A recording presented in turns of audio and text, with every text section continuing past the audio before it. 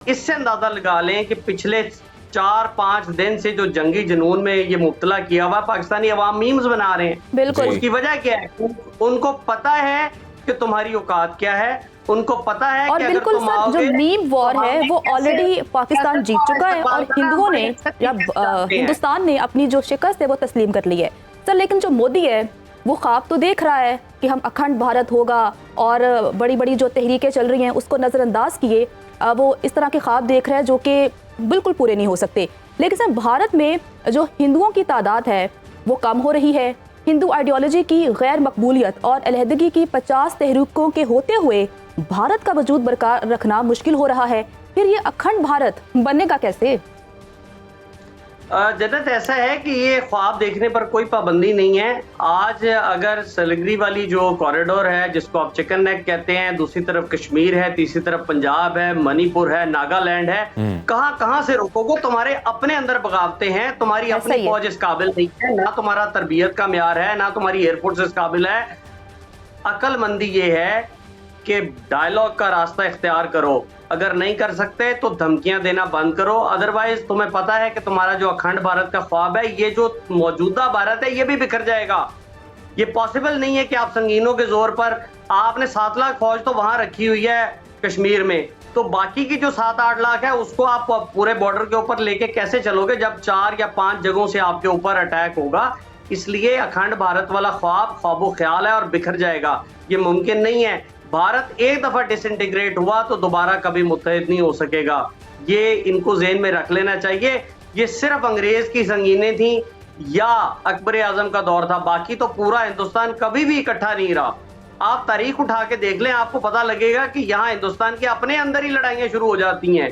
तो ऐसे में अखंड भारत का ख्वाब एक दीवाने की बढ़ और ख्वाब से बढ़कर कुछ नहीं है। और प्रोफेसर साहब, अखंड भारत के कॉन्सेप्ट की जब बात करते हैं, वो कहते हैं जी आज का पाकिस्तान उसमें आता है, अफगानिस्तान, नेपाल और भारत के इर्द गिर्द अभी जो दीगर ममालिक हैं, और ये मुकम्मल सॉवरन स्टेट्स हैं। अब तो नेशन स्टेट्स का कॉन्सेप्ट है, आलमी कवानीन मौजूद हैं, आप इस तरह की बात नहीं कर सकते, आप किसी मुल्क की सॉवरेनिटी को चैलेंज नहीं कर सकते। तो जब अखंड भारत की बात करता है तो इसी बात पे आलमी अदालत में मुकदमा दायर होना चाहिए भारत पे। तो बात यह है कि मुझे तो हैरानी होती है कि हिंदुस्तान की इतनी पढ़ी लिखी जो कौम है वो भी ऐसे बंदे को सपोर्ट कर रही है। क्या अकल से काम लेना चाहिए कि किसी भी सॉवरन स्टेट को इस तरह धमकाना? आप हिंदुस्तान के अपने अंदर तो जो कर रहे हैं आप दीगर छोटी छोटी जितनी रियासतें हैं आपके साथ, उनके साथ जो करते रहे। आपने जिस तरीके से प्रॉक्सी स्टेट बांग्लादेश को बनाया हुआ था, अब उनको भी अकल आ गई है। बाकी की छोटी रियासतें भूटान है, नेपाल है, श्रीलंका है, आप देखिए कौन सा खित्ते का मुल्क है जो इनके शर से महफूज है। मुझे नहीं समझ आती कि भारतीय अवाम जो है अब तक इसको उठा के बाहर क्यों नहीं फेंक देते। और मजे की बात यह है कि ये जिस टाइम पर कुछ भी एक्शन करेगा इसको मुंह की खानी पड़ेगी और अल्टीमेट आइंदा आने वाले टाइम के अंदर कोई अकलमंद पढ़ा लिखा जो एटलीस्ट चाय बेचने वाला ना हो, उसका कोई कैलिबर हो, जिसको अंदाजा हो कि मैंने मुल्क कैसे चलाना है, क्योंकि इस खित्ते के अंदर अमन की जरूरत पहले से ज्यादा बढ़ गई है। बिल्कुल सर, पाकिस्तान अमन की बात कर रहा है। इवन पाकिस्तान ने तो ये भी कहा है कि पहलगाम में जो वाकया पेश आया है उसकी हम तहकीकात करवा लेते हैं, लेकिन इंडिया की जानिब से किसी किस्म का संजीदा जो है वो रिस्पॉन्स सामने नहीं आया।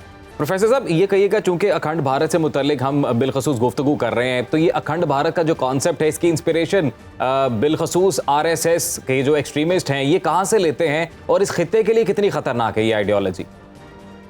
देखें, ये आइडियोलॉजी ये समझ रहे हैं कि शायद ये प्री पार्टीशन और उससे पहले मुगलों से पहले का जो हिंदुस्तान है ना, ये उस एंशिएंट इंडिया के टाइम में कहीं बैठे हुए हैं, चंद्रगुप्ता मौर्य के टाइम में। अच्छा। ऐसा नहीं है, ये वो जमाने गुजर गए हैं। अब ये इलाका कुछ 7-8 मुल्कों के अंदर बढ़ चुका है। अब मुमकिन नहीं है कि आप अखंड भारत कर सकें।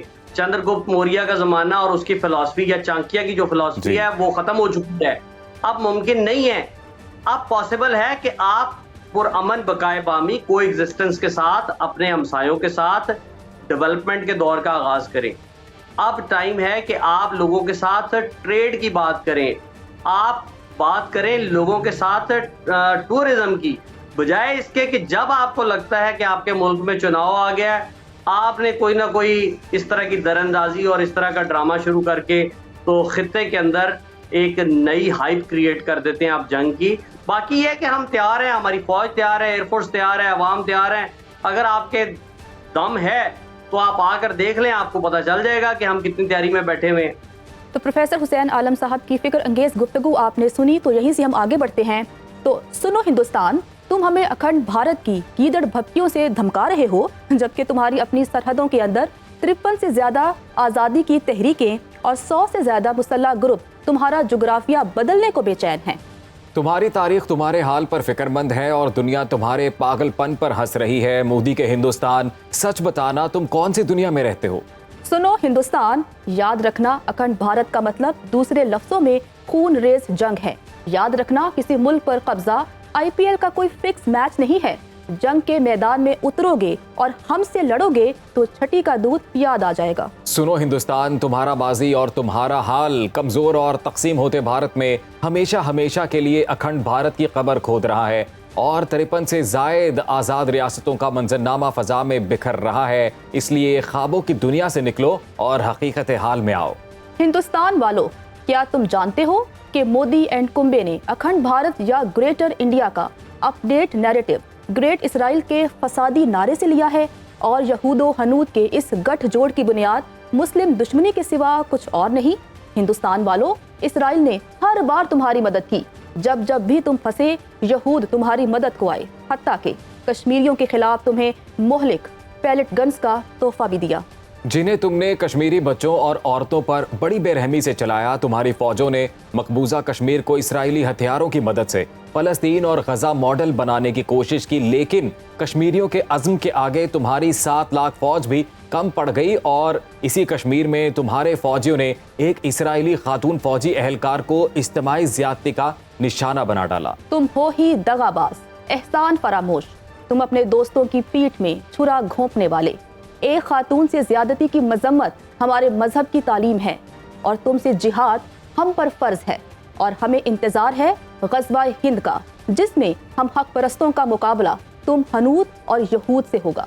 सुनो हिंदुस्तान, गोल्डन लैंड से अखंड भारत तक के पुरफरेब नारे के पर्दे में 8 दहाइयों से हिंदुस्तानी समाज जवाल का शिकार है। अखंड भारत वो मजहबी फ्रॉड है जो हिंदुस्तानी औरत को मरने वाले शौहर के साथ जिंदा जलने पर मजबूर करता है और हिंदू समाज की बेटियों को मंदिर में नचवाता है। अखंड भारत वो तबकाती बयानिया जो ऊंची जात वालों को निचली जात वालों पर गैर इंसानी सलूक का हक देता है।